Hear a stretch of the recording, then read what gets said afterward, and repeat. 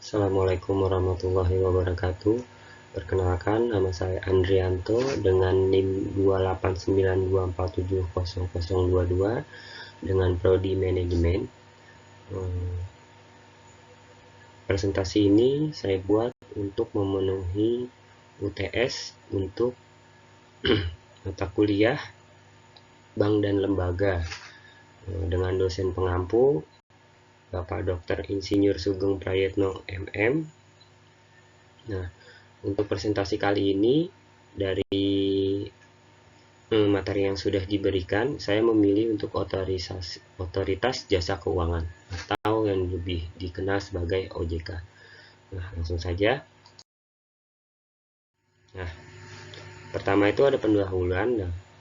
Lalu latar belakang pembentukan OJK di sini adalah Otoritas Jasa Keuangan merupakan lembaga independen dan bebas campur tangan pihak lain yang memiliki fungsi penyelenggaraan sistem pengaturan dan pengawasan yang terintegrasi terhadap seluruh kegiatan di dalam sektor jasa keuangan.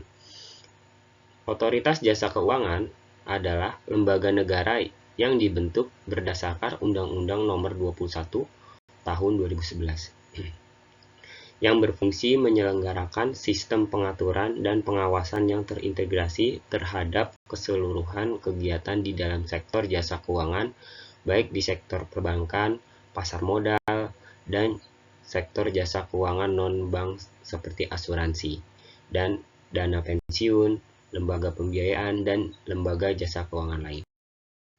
Nah, tujuannya di sini pembentukan OJK adalah yang pertama, di pasal 4 Undang-Undang Nomor 21 Tahun 2011 tentang OJK menyebutkan bahwa OJK dibentuk dengan tujuan agar keseluruhan kegiatan di dalam sektor jasa keuangan terselenggara secara teratur, adil, transparan, akuntabel, dan mampu mewujudkan sistem keuangan yang tumbuh secara berkelanjutan dan stabil, serta mampu melindungi kepentingan konsumen maupun masyarakat. Lalu, dengan pembentukan OJK, maka lembaga ini diharapkan dapat mendukung kepentingan sektor jasa keuangan secara menyeluruh, sehingga meningkatkan daya saing perekonomian. OJK dibentuk dan dilandasi dengan prinsip-prinsip tata kelola yang baik, yang meliputi independensi, akuntabilitas, pertanggungjawaban, transparansi, dan kewajaran atau fairness. Nah, lalu visi dan misi OJK di sini adalah visi dari OJK adalah menjadi lembaga pengawasan industri jasa keuangan yang terpercaya, melindungi kepentingan konsumen dan masyarakat, dan mampu mewujudkan industri jasa keuangan menjadi pilar perekonomian nasional yang berdaya saing global serta dapat memajukan kesejahteraan umum. Lalu, misi OJK adalah 1. Mewujudkan terselenggaranya seluruh kegiatan di dalam sektor jasa keuangan secara teratur, adil, transparansi, dan akuntabel. 2. Mewujudkan sistem keuangan yang tumbuh secara berkelanjutan dan stabil. Lalu yang ketiga, melindungi kepentingan konsumen dan masyarakat. Lalu tugas fungsinya OJK di sini. Nah, OJK di sini berfungsi menyelenggarakan sistem pengaturan dan pengawasan yang terintegrasi terhadap keseluruhan kegiatan di sektor jasa keuangan. Nah, sementara berdasarkan pasal 6 dari Undang-Undang Nomor 21 Tahun 2011, tugas utama dari OJK adalah melakukan pengaturan dan pengawasan terhadap. Nah, di sini ada 3. Yang pertama adalah kegiatan jasa keuangan di sektor perbankan. Kedua, kegiatan jasa keuangan di sektor pasar modal. Ketiga, kegiatan jasa keuangan di sektor perasuransian, dana pensiun, lembaga pembiayaan, dan lembaga jasa keuangan lainnya. Nah, wewenang OJK di sini tadi ada 3 ya. Yang pertama itu terkait kasus pengawasan dengan pengaturan lembaga jasa keuangan bank yang meliputi 1. Perizinan untuk pendirian bank, lalu pembukaan kantor bank, anggaran dasar, rencana kerja kepemilikan, kepengurusan dan sumber daya manusia, merger, konsolidasi, dan akuisisi bank, serta pencabutan izin usaha bank. 2. Pengaturan dan pengawasan mengenai aspek kehati-hatian bank meliputi manajemen risiko, tata kelola bank, prinsip mengenal nasabah dan anti pencucian uang, dan pencegahan pembiayaan terorisme dan kejahatan perbankan, serta pemeriksaan bank. Nah, lalu yang kedua terkait pengaturan lembaga jasa keuangan atau bank dan non-bank meliputi. Yang pertama, menetapkan peraturan dan keputusan OJK, menetapkan peraturan mengenai pengawasan di sektor jasa keuangan, menetapkan kebijakan mengenai pelaksanaan tugas OJK. Yang kedua, menetapkan peraturan mengenai tata cara penempatan pengelola statur pada lembaga jasa keuangan, menetapkan struktur organisasi dan infrastruktur, serta mengelola, memelihara, dan menata usahakan kekayaan dan kewajiban. Nah, yang ketiga terkait pengawasan lembaga jasa keuangan bank dan non-bank meliputi 1. Menetapkan kebijakan operasional pengawasan terhadap kegiatan jasa keuangan. Yang kedua, mengawasi pelaksanaan tugas pengawasan yang dilaksanakan oleh kepala eksekutif. Yang ketiga, melakukan penunjukan pengelolaan starter. Lalu, memberikan perintah tertulis kepada lembaga jasa keuangan dan atau pihak tertentu, menetapkan sanksi administratif terhadap pihak yang melakukan pelanggaran terhadap peraturan undang-undang di sektor jasa keuangan. Nah, di sini nilai-nilai yang terdapat pada OJK, yang pertama itu ada integritas. Integritas di sini adalah bertindak objektif, adil, dan konsisten sesuai dengan kode etik dan kebijakan organisasi dengan menjunjung tinggi kejujuran dan komitmen. Lalu yang kedua, ada profesionalisme. Profesionalisme di sini adalah bekerja dengan penuh tanggung jawab, berdasarkan kompetensi yang tinggi untuk mencapai kinerja terbaik. Lalu yang ketiga ada sinergi. Berkolaborasi dengan seluruh pemangku kepentingan baik internal maupun eksternal secara produktif dan berkualitas. Lalu ada inklusif, yaitu terbuka dan menerima keberagaman pemangku kepentingan, serta memperluas kesempatan dan akses masyarakat terhadap industri keuangan. Lalu, apa saja sih asas OJK di sini? Asas-asas OJK di sini yaitu pertama, ada asas independensi, yakni independen dalam pengambilan keputusan dan pelaksanaan fungsi, tugas, dan wewenang OJK dengan tetap sesuai peraturan perundang-undangan yang berlaku. Lalu yang kedua, asas kepastian hukum, yakni asas dalam negara hukum yang mengutamakan landasan peraturan perundang-undangan dan keadilan dalam setiap kebijakan penyelenggaraan otoritas jasa keuangan. Lalu yang ketiga, asas kepentingan umum, yakni asas yang membela dan melindungi kepentingan konsumen dan masyarakat serta memajukan kesejahteraan umum. Lalu yang keempat, ada asas profesionalitas, yakni asas yang mengutamakan keadilan dalam pelaksanaan tugas dan wewenang otoritas jasa keuangan, dengan tetap berlandasan pada kode etik dan ketentuan peraturan perundang-undangan.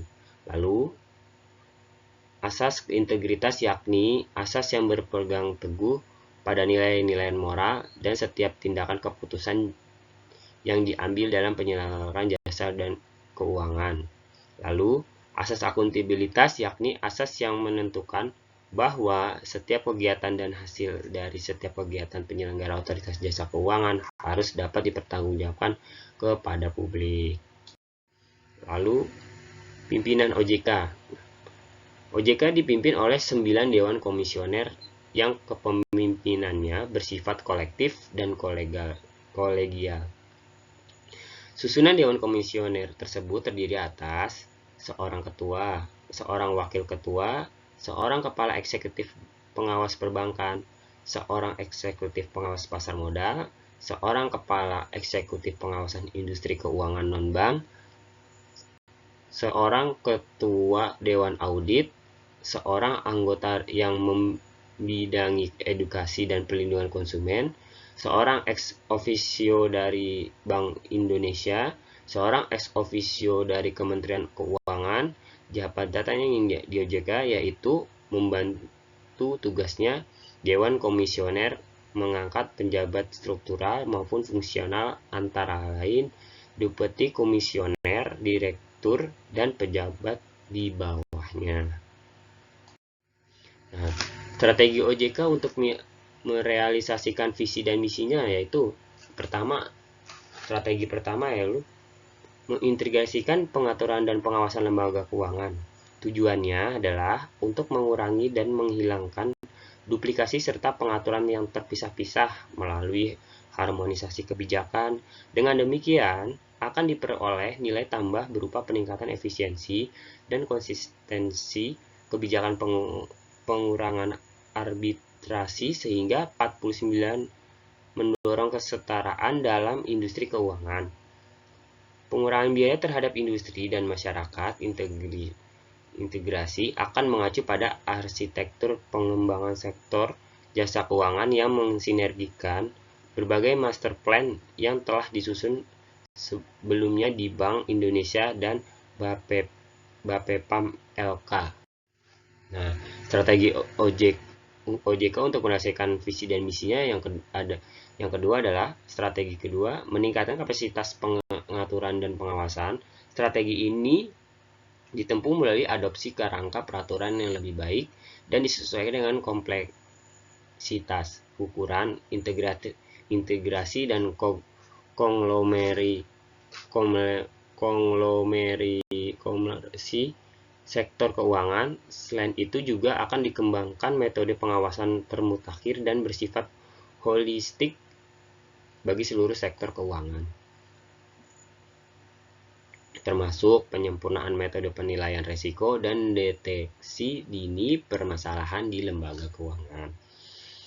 Lalu yang ketiga ada memperkuat ketahanan dan kinerja sistem keuangan. Strategi ini ditempuh dengan memberi fokus pada penguatan likuiditas dan permodalan bagi seluruh lembaga keuangan, sehingga lebih tangguh dalam menghadapi risiko baik dalam masa normal maupun krisis.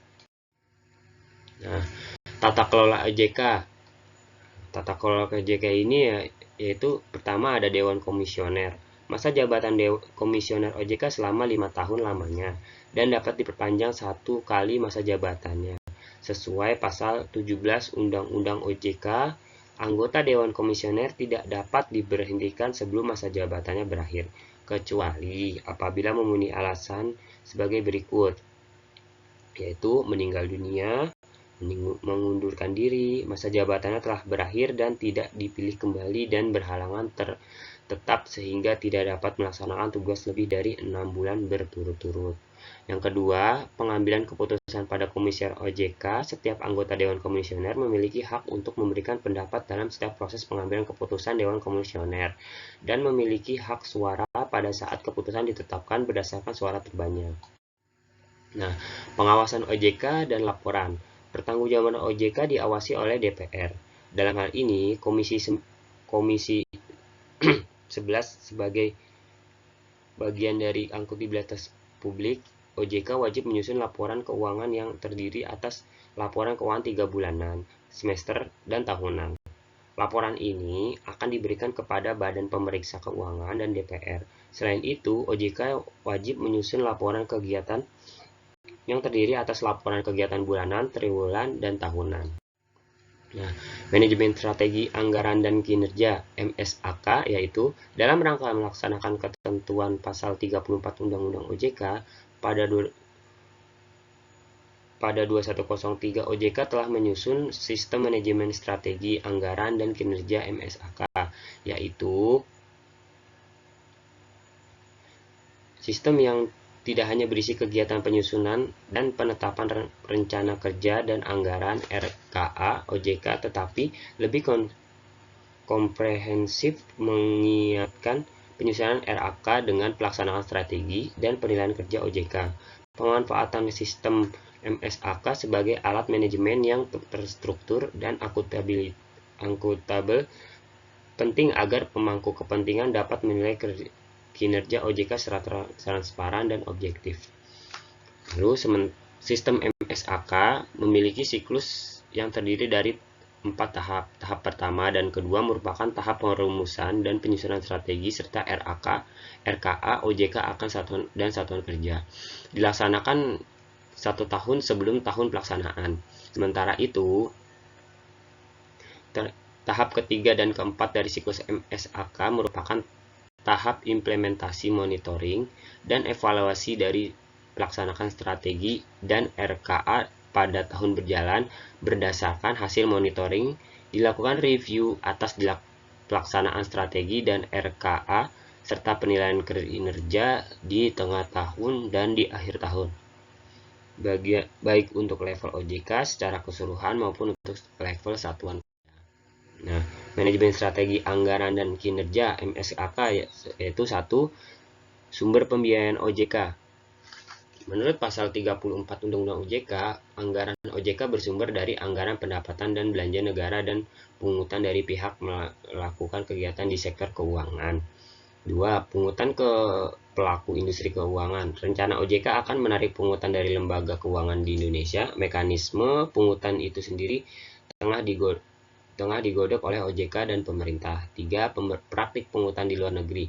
Setidaknya ada 80 negara di dunia yang lembaga pengawasannya melakukan pungutan. Berikut ini adalah tipe pungutan yang dilakukan di beberapa negara lain, antara lain Hong Kong, yaitu menerapkan pungutan atas dasar layanan.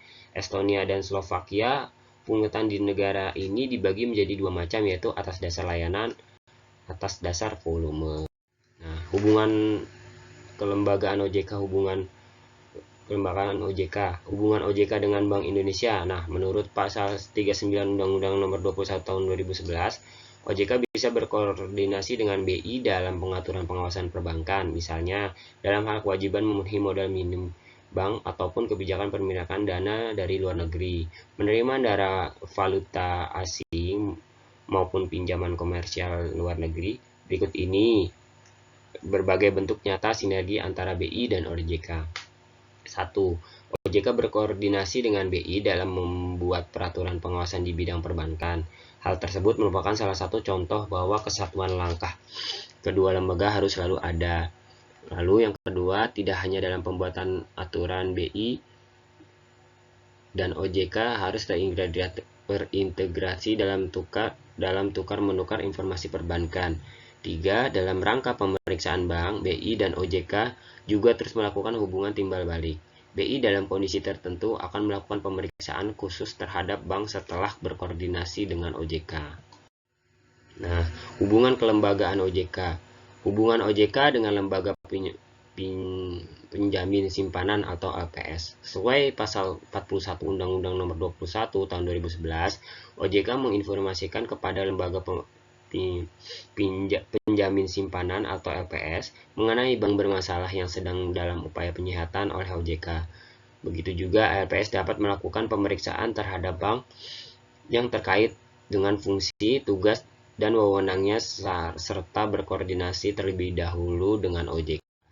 Nah, kesimpulannya dari presentasi ini adalah, atau dari materi ini, OJK, Otoritas Jasa Keuangan, adalah lembaga negara yang bertugas untuk mengawasi dan mengatur seluruh kegiatan di sektor keuangan, termasuk perbankan, pasar modal, dan asuransi.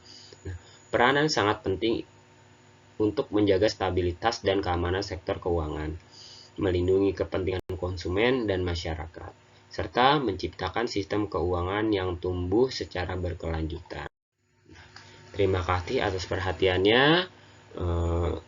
Mungkin itu saja yang bisa saya sampaikan tentang materi OJK untuk mata kuliah Bank dan Lembaga. Kurang lebihnya saya mohon maaf. Assalamualaikum warahmatullahi wabarakatuh.